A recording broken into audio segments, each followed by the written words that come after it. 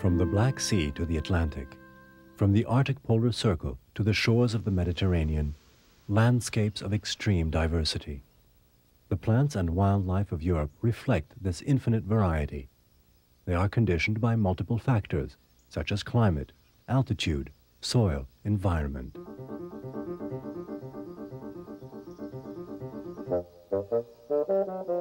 " 60,000 different species of insects have been inventoried in Europe.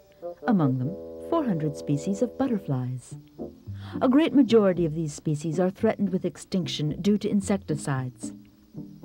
This animal, ordinary yet exquisite, brings up the question of wildlife preservation in Europe. Not all have the charm of this one, the brimstone butterfly. Vipers, or adders, are rather commonplace in Europe, although reptiles are relatively badly represented. Indeed, although the surface of Europe corresponds to 7% of the land mass of all the continents, it contains but 2% of all species of reptiles.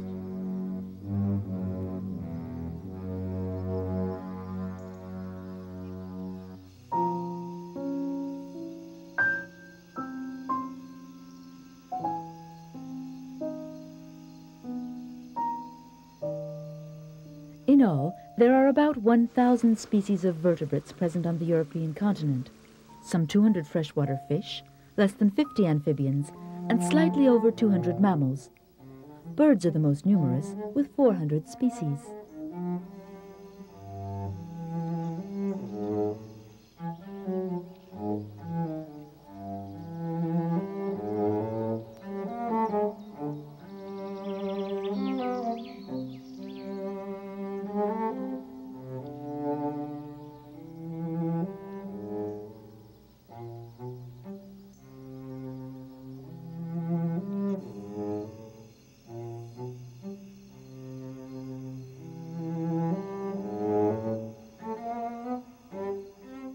The red-legged partridge we see here on a rocky island in Greece is sedentary and flies only reluctantly, whereas the Arctic tern observed in Iceland is a tireless migratory bird.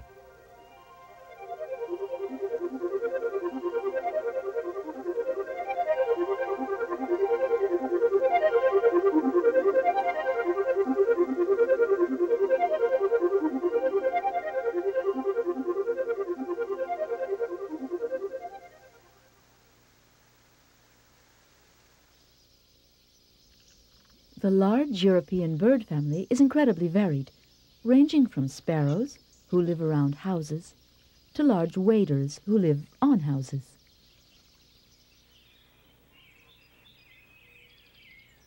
Storks are almost domestic birds, not at all shy, easy to approach. In the past, when they returned from Africa in the spring, they would build their nests in trees. Now, a sign of changing times, they prefer to nest on houses, close to the fields and prairies which are so commonplace in this continent.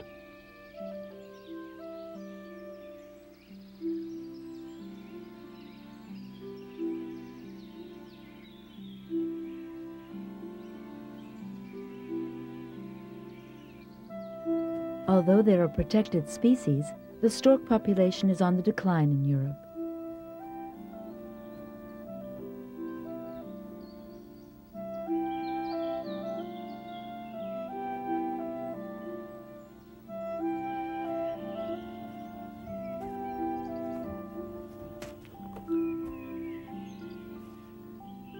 This stork is hunting in a Polish prairie for insects, frogs, even birds or small mammals.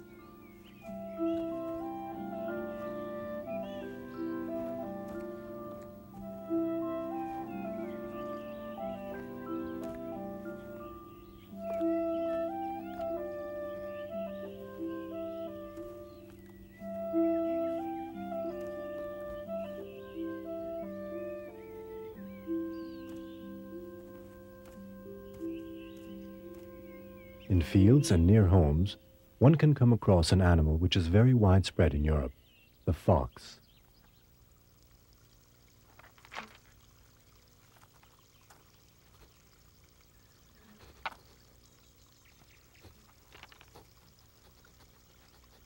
Foxes are mercilessly slaughtered for their fur, and because they can transmit rabies. Foxes are often said to poach domestic hens and ducks, but in fact they hunt just about everywhere, in the forest as well as in ditches and on riverbanks. They most often feed on small mammals, insects, shellfish, and birds.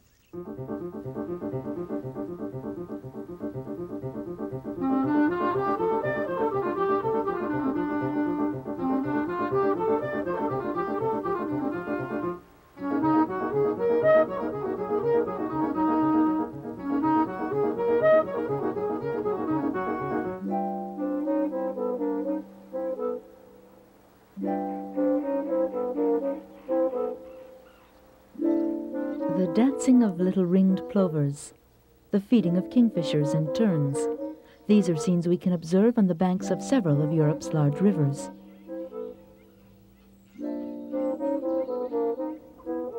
Beavers are a much rarer sight.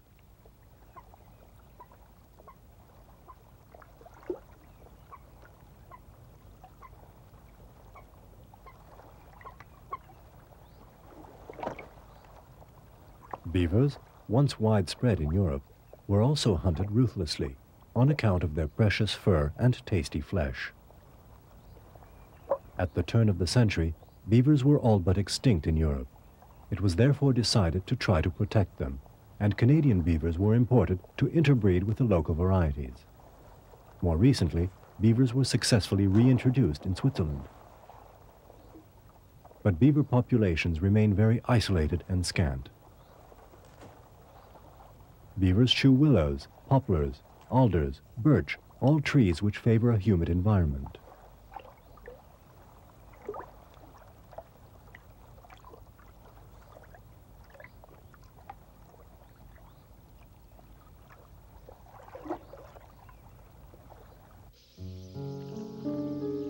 Altogether, there are over 10,000 species of trees, flowers, and plants in Europe.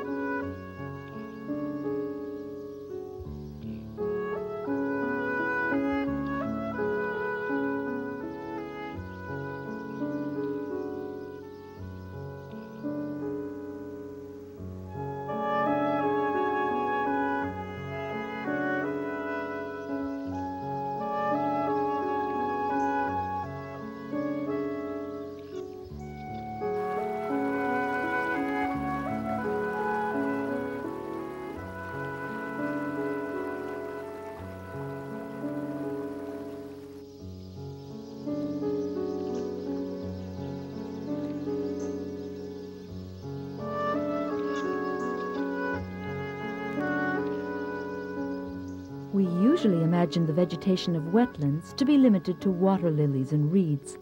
In fact, swamps and marshlands contain a large diversity of plants which all have in common a capacity to thrive on the waterlogged substratum. An environment of abounding life.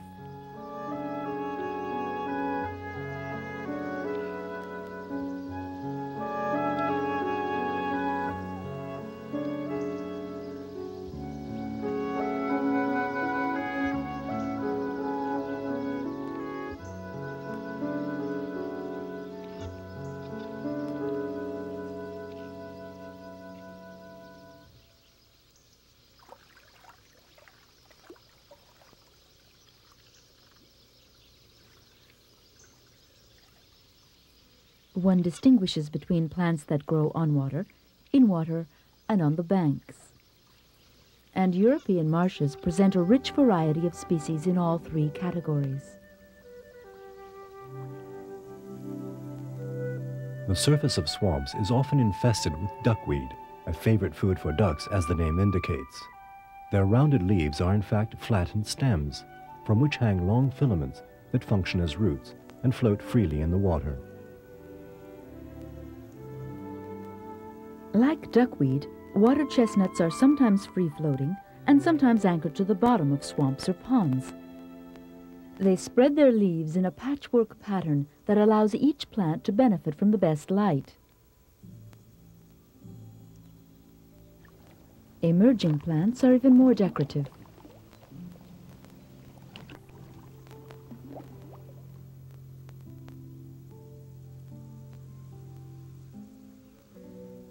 There are 3 varieties of water lilies represented in Europe, 2 yellow and 1 white.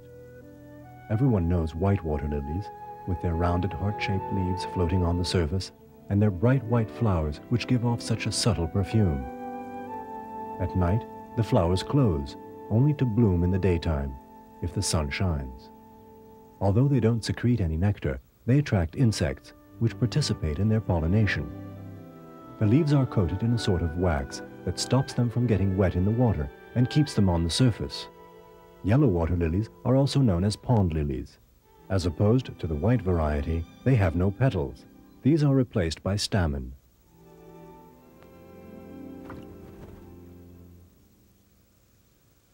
Sagittaria, or arrowhead plants, are also commonplace, yet spectacular. In spring, very simple leaves that resemble blades of grass arise from the water. As they grow, they will take on extremely varied shapes. When evoking the vegetation that borders swamps, reeds generally spring to mind. Reality, however, is more complex. These long stems that venture out into ponds are bulrushes. These are reeds. They form a veritable sanctuary for birds. This plant has an incredible capacity for growth. It helps in the reclaiming of land from the swamp. Reeds reign as masters in any area they occupy and have difficulty in tolerating the presence of other plants. This plant, with its characteristic fir-tipped stem, is reed mace, more commonly known as cat's tail. It's a very elegant plant and is protected in Europe.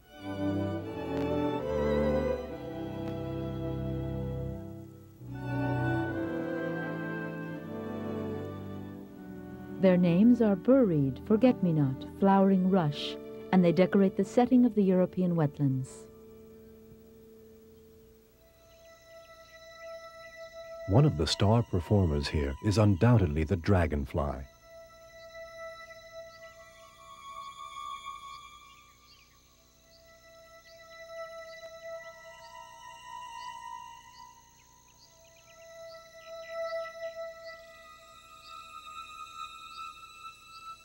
Dragonflies are absolute marvels of aeronautical technology. Their powerful muscles and 4 variable wings give them the capacity of vertical takeoff, hovering, even backward flight.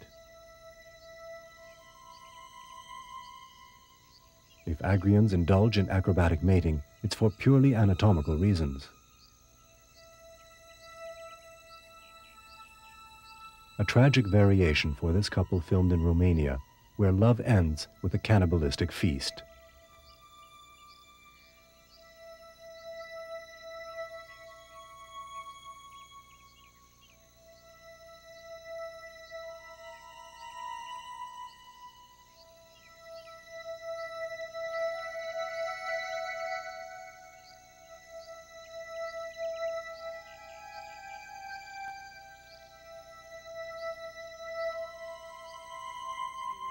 Box tortoises are one of the 2 species of tortoise that one can find in the European swamps. They're carnivorous tortoise, whose eyes are fitted with mobile lids.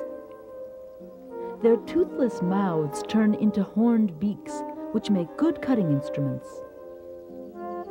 Whereas tortoise are originally land animals, these have quite successfully adapted to life in the water. Few mammals have actually chosen this environment as their habitat. The most common are, in fact, animals from North America, muskrats. In 1905, a dozen couples were imported and set loose in a pond near Prague. Since then, their descendants have colonized all of Europe. Nowadays, due to relentless trapping, the European otter is all but absent in the swamps. Protective measures instated to save the last individuals are not sufficient, and surviving otters dwindle due to the destruction of their habitat, the wetlands, and pollution of the waterways.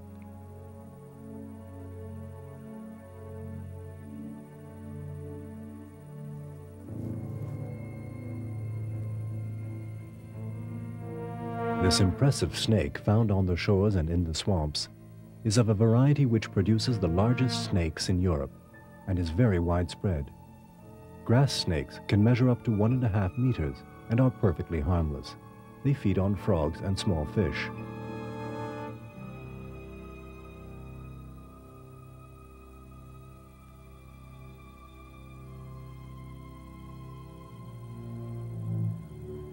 This animal heads for the water.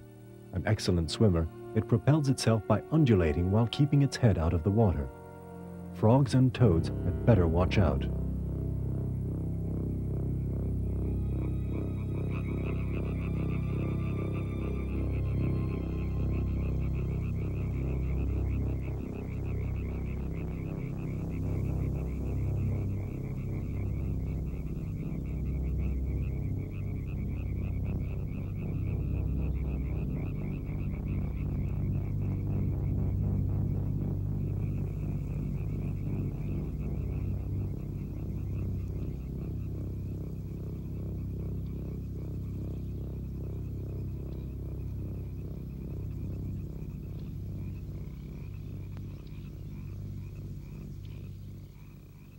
Swamps are a paradise for animals who fancy frogs, and for all the birds whose staple diet consists of fish.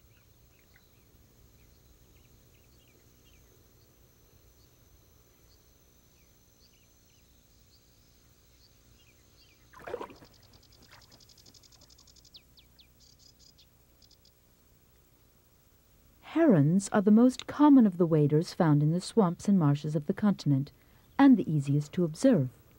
They're excellent fishers, as are egrets or tufted herons, which are much rarer and live only in the deltas and swamps of southeast Europe.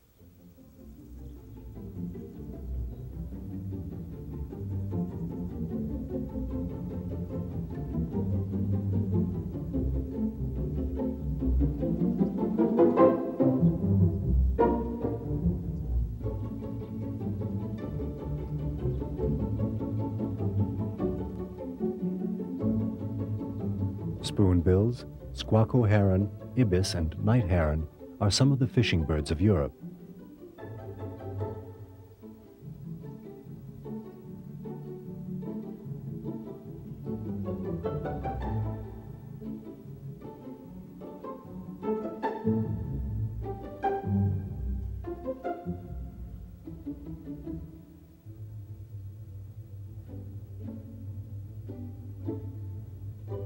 This beautiful bird, a crested grebe, is quite commonplace. They are excellent divers who feed on fish and water insects.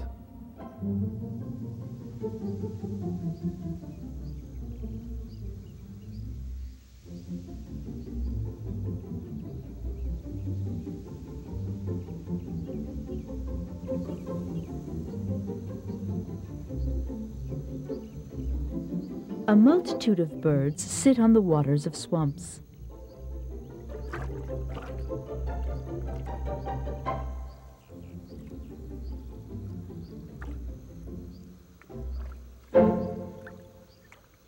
These coots, fighting over a bit of crayfish, are very widespread in Europe.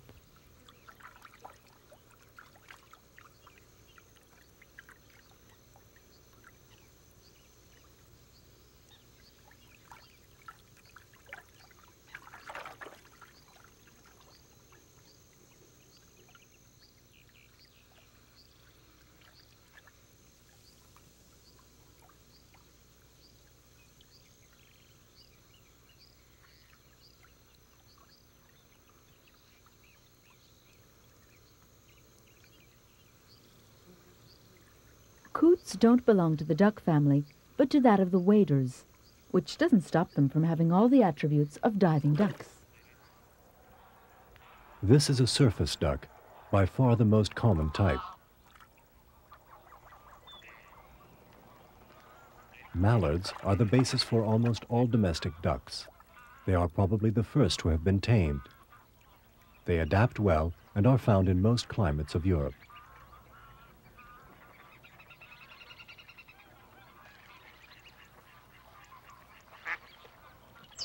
This female shoveler duck is easily recognized thanks to its spoon-shaped bill, which is well adapted to foraging for food on the bottom of ponds and marshes. In September, shoveler ducks take up winter quarters in the countries surrounding the Mediterranean. The swamps of Scotland, Scandinavia, Central Europe, and Eastern Europe are the home of greylag geese. In the winter at migration time, they can also be seen in other parts of Europe. The geese who live in the north spend the winter mostly in England. Whole colonies leave for the south starting in October. These birds are the ancestors of our domestic geese and feed on seeds, grass, slugs, and worms.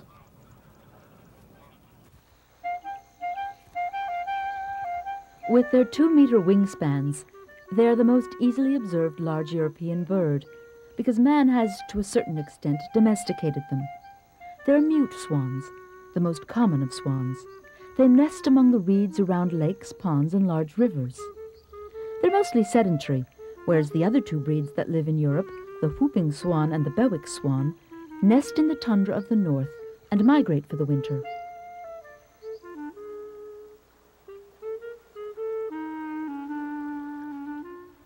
There are probably less than 3,000 pelican couples left in all of Europe. The species is rare and dwindling rapidly.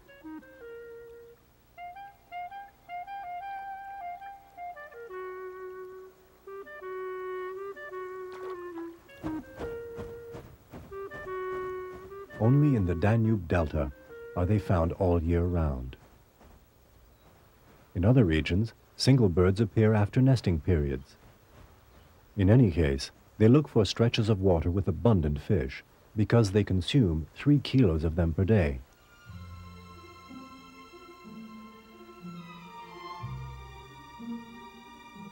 Due to their similar feeding habits, it's common to find cormorants where there are pelicans.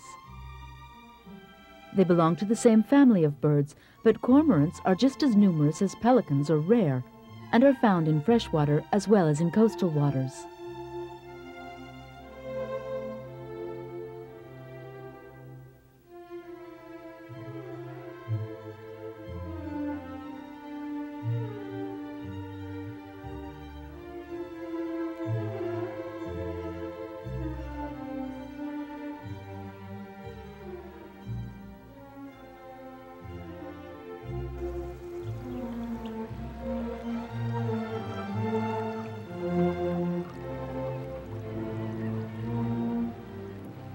These ducks live on the shores of the Nordic countries and build their nests on rocks. They line their nests with a large quantity of down feathers, for which they have become famous. They are eiders, and it is from their feathers that genuine eiderdowns are made.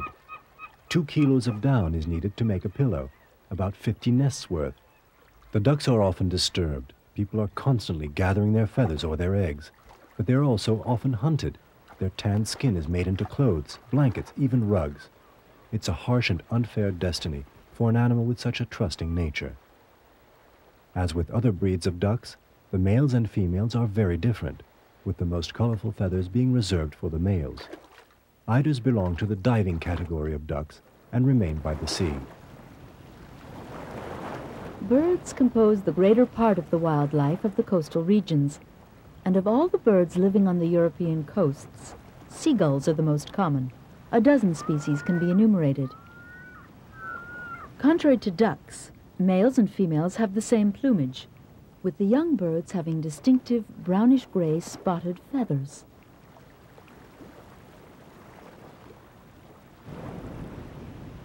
Many species mingle on the beaches, and careful observation allows one to spot other birds besides gulls.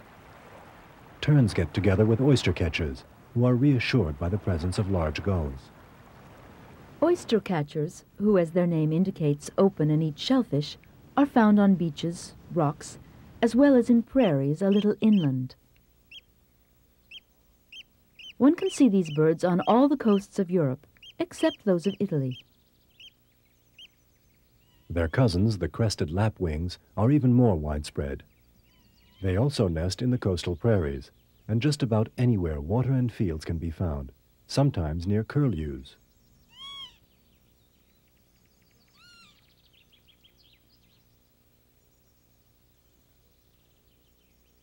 Curlews are the only birds in Europe to have long beaks that curve downwards. Except for in the extreme inland regions of the northern tip of Europe, These birds can be spotted at one season or another in every part of the continent. In winter, they appear mostly on the coasts. These magnificent cliffs and rocky capes are touched by the Gulf Stream, which creates climatic and ecological conditions favorable to a thriving animal and plant life.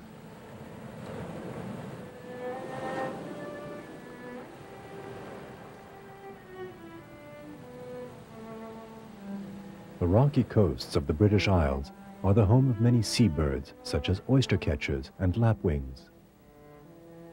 There is great awareness here of the heritage these coastlines represent, and many spots are protected.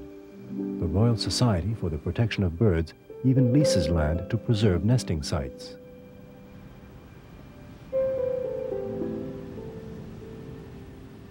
This cliff in Iceland has been literally colonized by guillemots. These narrow-winged, short-tailed birds leave the sea only to nest and lay a single egg on the rocks of these cornices.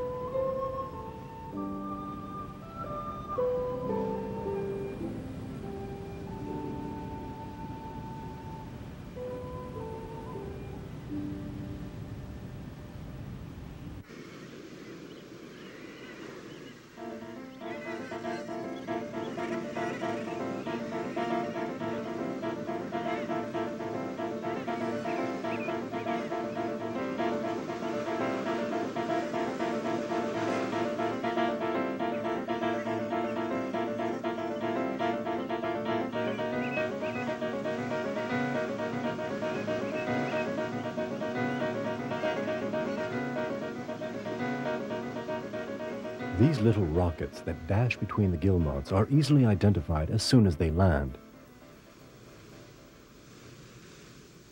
With their short, stocky bodies, large round heads with white cheeks, high, sort of squashed, brightly colored beaks, they are unmistakably puffins. They make their nests at the back of burrows dug into the grassy soil of cliff tops. These birds are the victims of their extraordinary physique. In Iceland, puffins are caught with nets to be stuffed and sold to tourists. This magnificent striped duck need not fear the same fate, even though he lives exclusively in Iceland. It's a harlequin duck of a diving breed that lives on the island's in torrential rivers. Once again, males and females have divided up their colorings.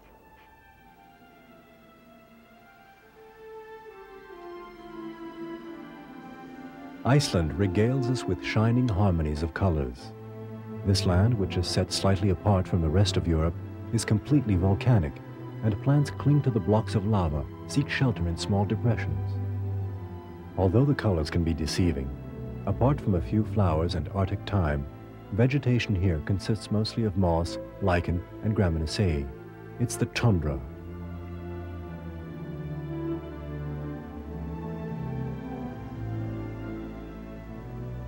In the wide open spaces of northern Scandinavia, where strong winds blow, there are no trees and life is discreet.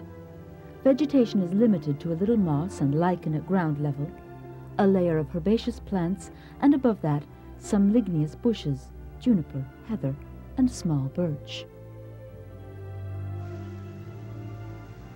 At lower latitudes and altitudes, northern Europe is covered with birch and conifer forests that shelter the original wildlife of the Scandinavian countries.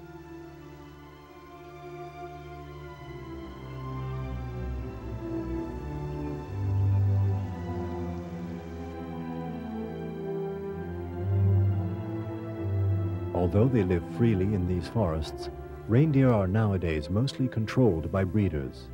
Their domestication started over 1,000 years ago, and in Sweden it is total. Nonetheless, these animals live wild. They forage for their own food, lichen, grass, and leaves, and can cover large distances to do this, up to 100 kilometers per day. It's always an old female that leads the herd. Females, like the males, bear antlers.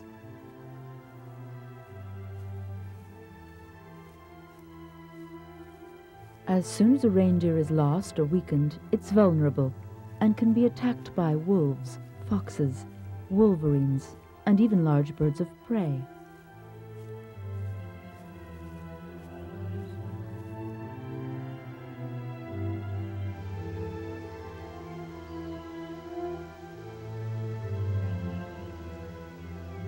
On many of the forest roads in Norway, Sweden, and Finland, one can find these road signs, indicating the presence of the largest of the deer family, the elk. They remain nonetheless difficult to observe.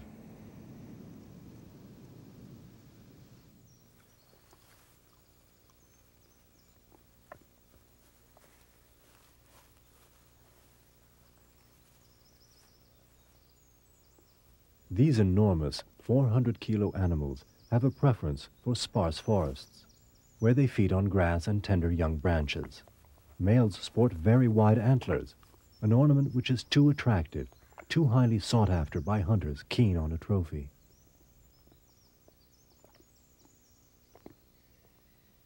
Elk are really active only at dawn and dusk.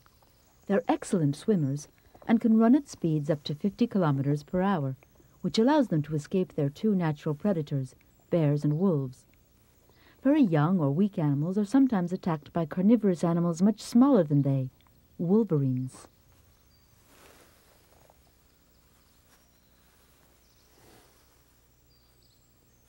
These animals remain rare in Europe.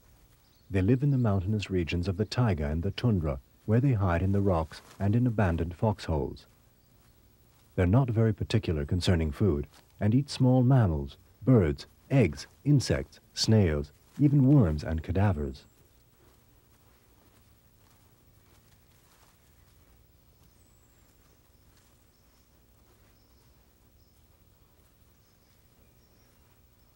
Wolverines belong to the same family as skunks, weasels, and ermines, but are by far the largest members of the family.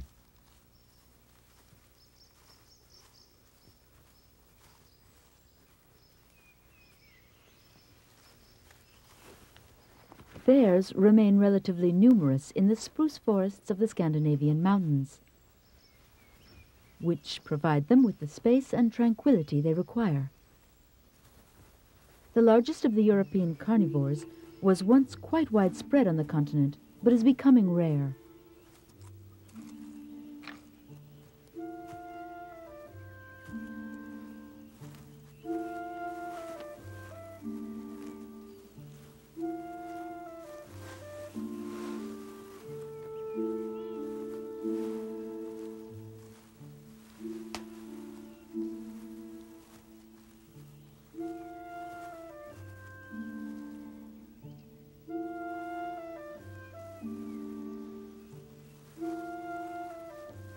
In the high mountain regions of Europe, bears have become the symbol of the balance that must be maintained between development and wildlife preservation.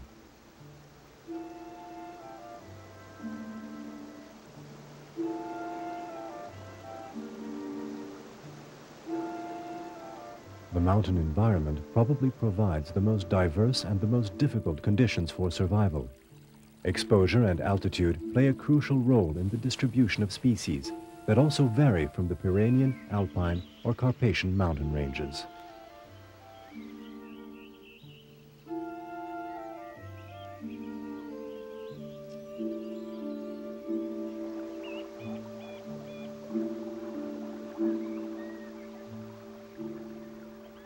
The Alps, essential components of the European landscape, are exemplary from the point of view of their flora and wildlife. The Alpine range is one of the richest of Europe in floral species, with over 5,000 spontaneous varieties of vascular plants, 3/7 of Europe's total.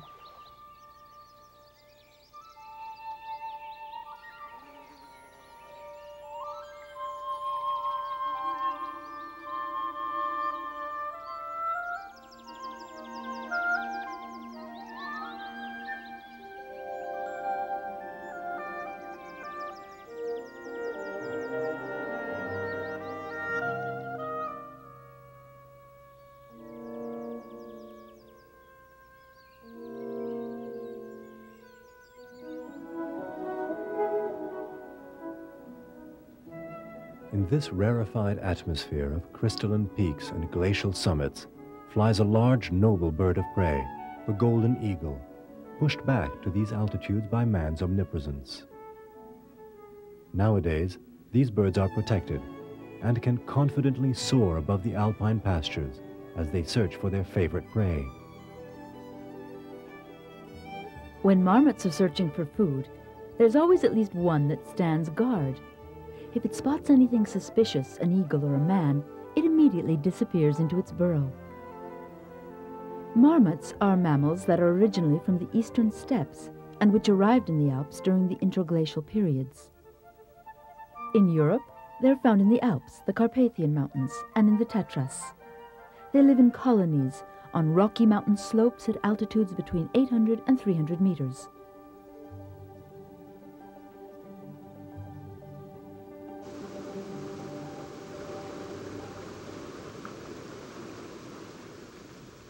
In Europe, ibex are found only in the Alps and in the high mountains of Spain.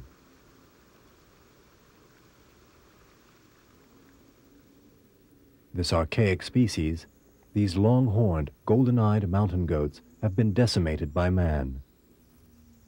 They were saved from extinction at Val d'Aoste in Italy at the beginning of the century. From a stock of about 100 animals, a whole population was rebuilt and once again colonizes the mountains. The number of ibex in Europe is now estimated at 25,000. These animals live together in small herds at altitudes of over 2,500 meters. In spring, however, one can come across them at lower elevations. It is often thought that ibex are specifically mountain animals. In fact, they would adapt quite well to rocky slopes by the sea.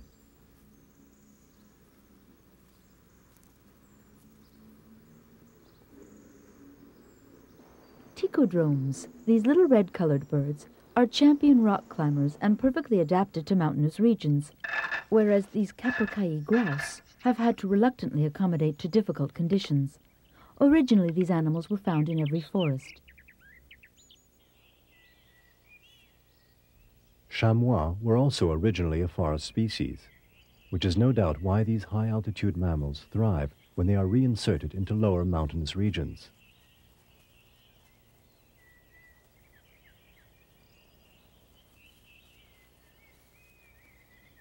Chamois live on grass, leaves, young shoots, and when winter comes, their golden coat is replaced by fur that is almost black.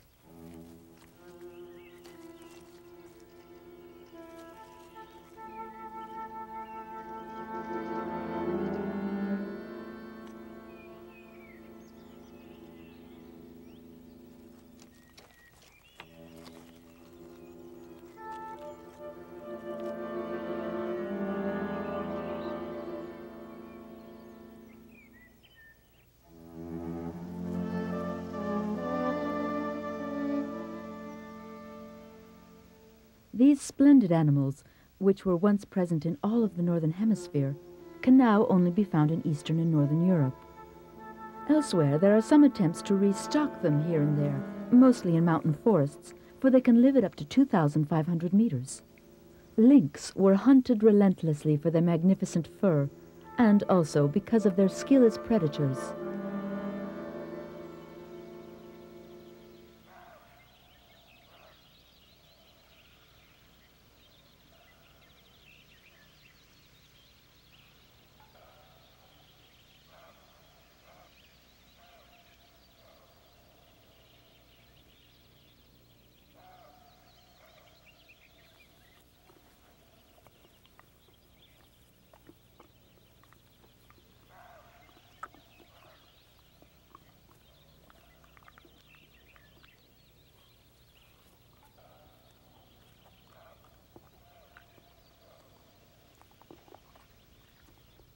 Like mountains, forests provide refuge to wildlife, a refuge which is often menaced by forestry or development, or by pollution. Without human intervention, most of the continent would be covered by forests, whereas they now only occupy 30% of the surface of Central Europe. Everywhere else, forests have given ground to fields, plains, settlements, roads. When forests recede, Europe's most fascinating animal is pushed back to its last entrenchment. And so, the wolf resumes its frantic race in search of new horizons.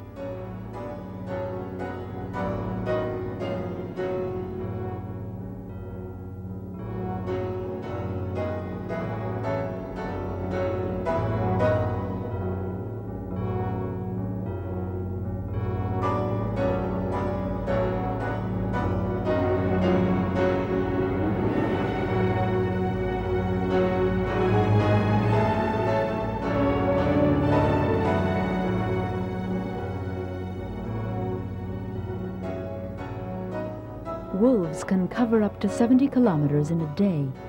This awesome hunter of deer, even sheep, has a highly developed sense of family and remains likable. Wolves, which were widespread in Europe less than 2 centuries ago, today only remain in Slovak in Poland and in the forests of the northeast.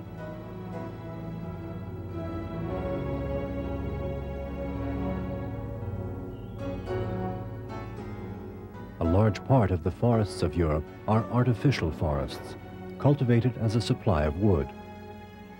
They are one-crop forests, usually of pine or spruce.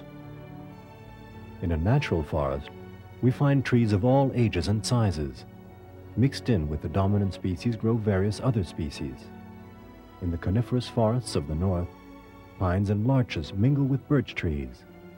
On the slopes of hardwood forests, oak trees are sometimes mixed with spruce.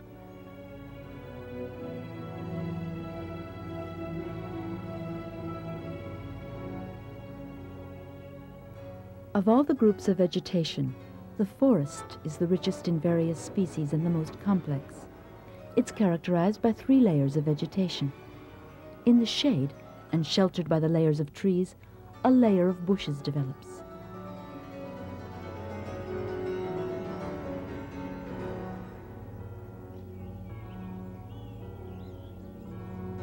In hardwood forests and mixed forests, the layer of herbaceous plants varies according to the season.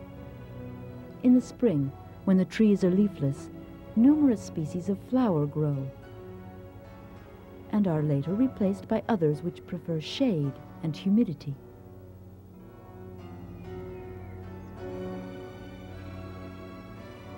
On the ground level of the forest, we find a layer of sporophytes, mushrooms, moss, and lichen.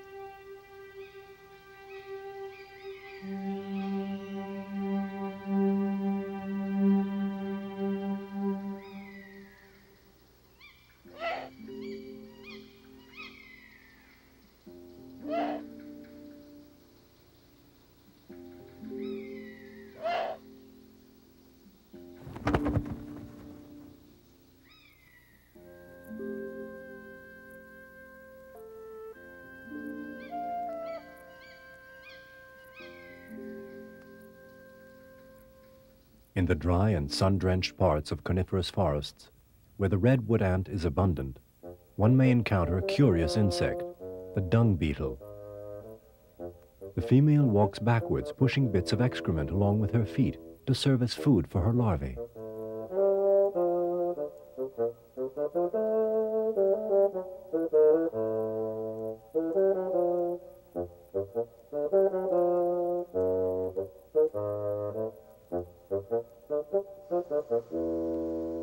Once abundant throughout Europe, wild boars have been completely decimated in many places.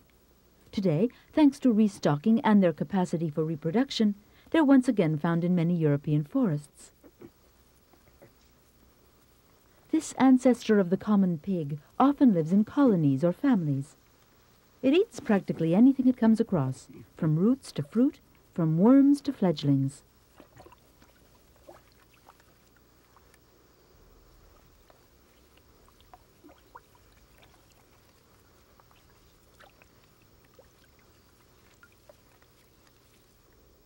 Boars love to wallow in the mud, ridding themselves of parasites or just cooling off.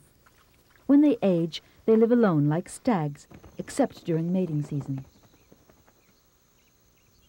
This great ruminant is often called the king of the forest, but it is also found in the plains. In any case, it requires a large territory. The male is practically twice as heavy as the female. The doe, who gives birth to her fawn in mid-spring, joins the rest of the herd several days later.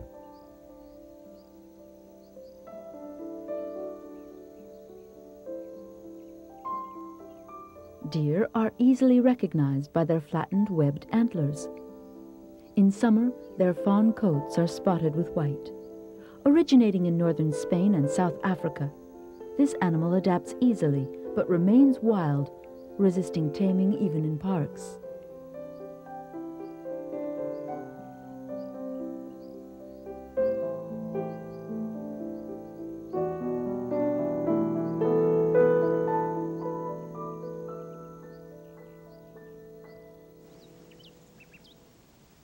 In England, these horses run wild in Dartmoor National Park.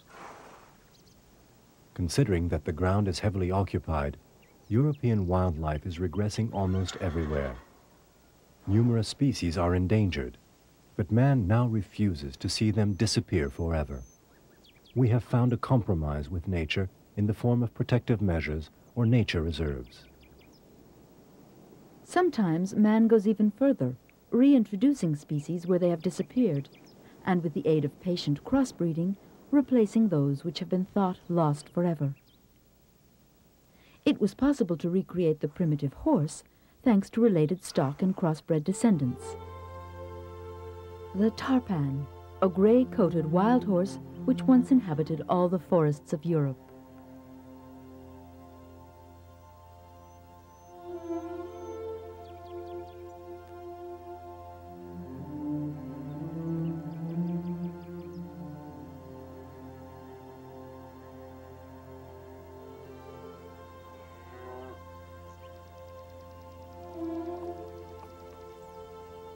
The auroch, or wild ox, which disappeared from Poland during the 17th century, is revived in this crossbreeding of bovines from the Camargue region of France, Corsica, Spain, and Great Britain.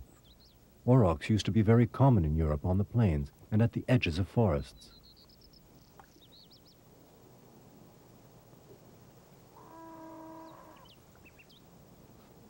But the very symbol of this preservation campaign is the buffalo, or bison, which had once been Europe's largest mammal.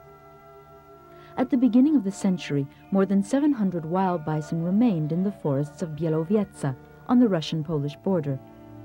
The last one was killed in 1919. Towards the end of the 20s, when it became apparent that this was almost irreparable, several descendants of captive herds were grouped together. And this was how a small population was able to be recreated in captivity. Starting in the 50s, several animals were returned to the forest. By the beginning of the 90s, their population had expanded to nearly 250 individuals. From the original Bielowiec stock, the bison has been reintroduced in various parts of Europe.